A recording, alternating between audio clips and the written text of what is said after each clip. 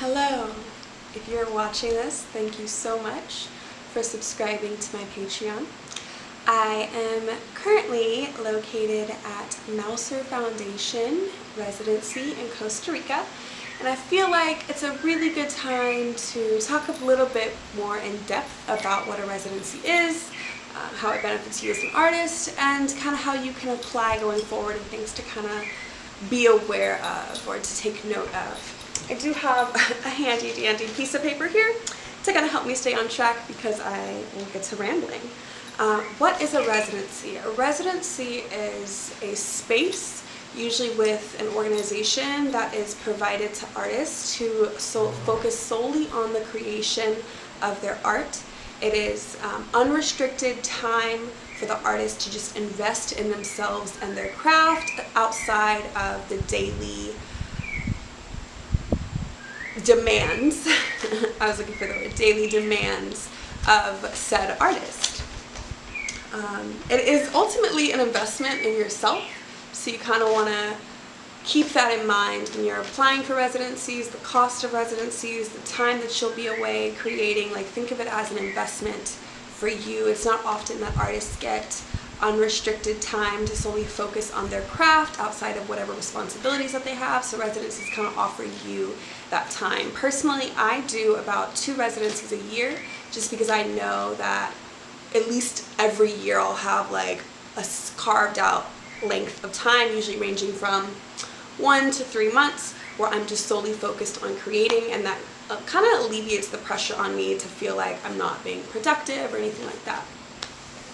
Residencies ultimately offer you a space to build relationships for future success, so you want to make sure that you keep that in mind when you're selecting the residency that you'll be going to.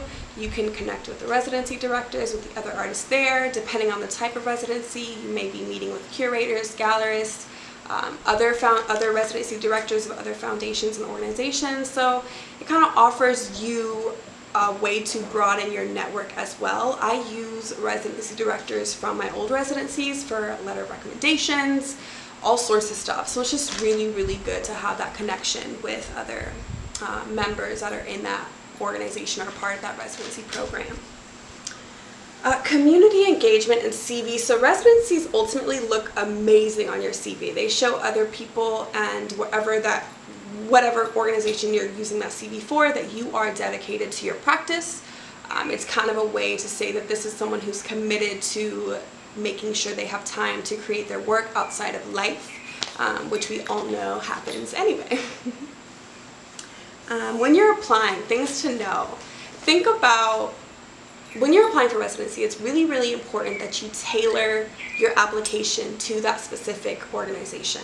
Don't just submit a general application for anywhere, because what is the difference between you coming to this residency in this location as opposed to you going to somewhere else? It's not only about what you can get from that residency, but also what you can provide to that residency as well. So that's something to think about when you're filling out your application. Other things to note are the project that you plan on working on, making sure you have a plan while you're there. You don't want to just be like, oh, I'm just going to create, because most residencies want to know, like, what project are you working on? How does that project tailor to our specific organization, our mission? For example, the residency that I'm currently at is really big on sustainability, of like nature and preservation and like all of that stuff. So I tailored my application, and my practice in general is kind of tailored toward an environmentally friendly, sustainable kind of lifestyle that I feel like would benefit us as a community.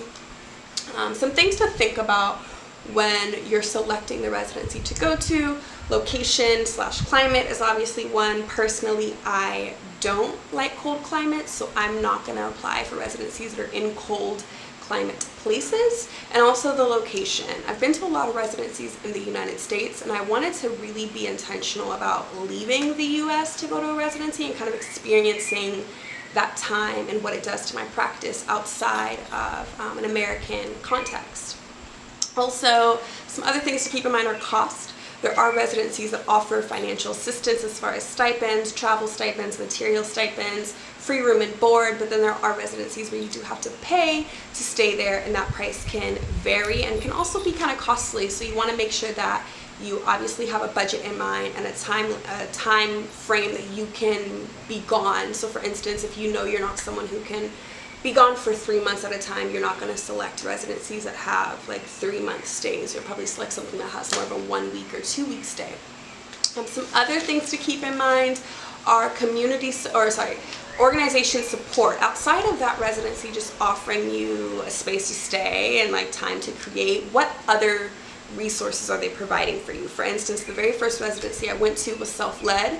It was kind of like you show up, no one's really worried about you, you don't really have like a project that you need to complete in a certain amount of deadline, like it's kind of just free for all. And then the second residency that I did, you were meeting with curators, gallerists, other residency directors from other programs. It was very community engagement based, and at the end of the program we had a huge exhibition in which the community could come and see what the artists have been working on for that period of time. Also, when you're thinking about a residency, you want to think about what you can do to provide income if you need to while you're there. So for instance, at one residency I did some workshops with the community through the local library, and that offered me a form of income while I was away. And then there's also residency programs that do artist talks and exhibitions which you can add on your resume outside of the residency. So not only would you have the residency on there, but you also have the exhibition that you did at that residency in the exhibition work section of your resume or CV. Other things to think about, yeah, just the impact that that residency will have on you, and that this goes back to doing your research on the organization before you apply. Like, don't waste your time applying for something when you know in the long run it's not going to align with what you do or who you are as an artist. That's very, very important. So yeah, those are just some general rules of thumb, things to keep in mind, kind of a little bit more in depth about what a residency is. If you are someone who's like, I want time to create where I don't have to worry about anything else, I would recommend looking at the artist opportunity spreadsheet that has grown since I sent it to you, and kind of find something that you feel like would be a good fit for you. And also think location. If you're like, I'm kind of curious about the Midwest, you want to look at residencies in the Midwest, we can also kind of go over them together in our brainstorming sessions and accountability sessions, where we'll kind of set a plan of action for you to apply for the residency and get in, and where you are at in your practice. Thank you so much for watching this video. I hope it is super impactful to you in your career, and I look forward to continuing our journeys together on Patreon. Thank you so much. Have a good day.